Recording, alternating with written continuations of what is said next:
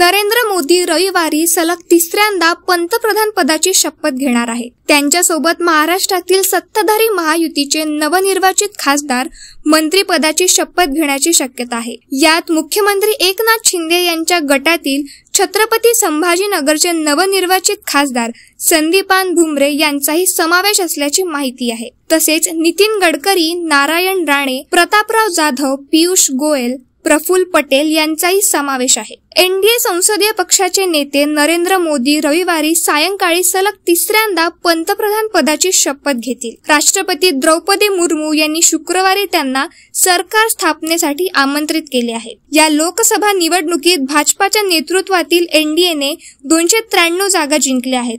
यात एकट्या भाजपाच्या 240 जागा आहेत। या शपथविधी समारंभासाठी बांगलादेश, श्रीलंका, मालदीव, भूतान, नेपाळ, मॉरिशस आणि सेशेल्सचे प्रमुख नेते उपस्थित राहण्याची शक्यता आहे। नितीन गडकरी, नारायण राणे, पीयूष गोयल, प्रफुल्ल पटेल हे नेते यापूर्वीही विविध सरकारच्या मंत्रिमंडळात मंत्री राहिले आहेत। प्रफुल्ल पटेल हे राष्ट्रवादीचे नेते आहेत।